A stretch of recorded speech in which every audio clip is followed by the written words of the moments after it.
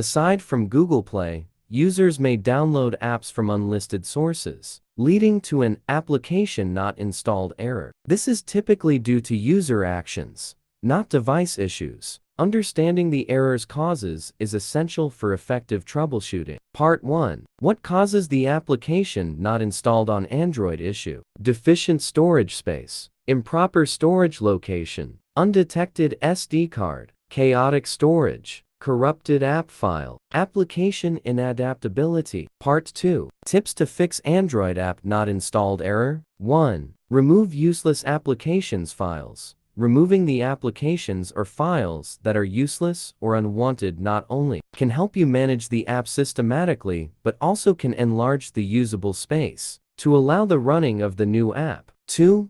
Download app from Google Play only. Google Play Store is the only trusted and safe application to download and install software. This Android market contains almost all the types of app that you need. 3. Mount your SD card. Before the installation, you should make sure that the SD card is inserted in your device well. 4. Install the app in the right place. When you install the app, you can let it decide where it needs to be placed rather than tamper the location forcibly. Normally, applications would prefer to be installed and saved in internal memory. 5. Format SD card. If the SD card you use to install the app is corrupted, you need to format it to repair the card. Then you can try to install it once again. 6. Reset app permissions. It is possible that you do not get the application permissions when you try to install the software. In this case, you can reset app permissions to solve the problem. 7. Select the correct file. Some applications may not support the Android model that you are using. Thus, you'd better read the instructions before installing it on your device carefully. It is certain that you fail to install an unbefitting app fails on your device. 8. Reboot your Android phone. The last means you can try to fix the Android app not installed error is to reboot your phone. It is very easy. What you need to do is just long press the power button of your phone till you see a pop-up window with several options. Click on Restart option.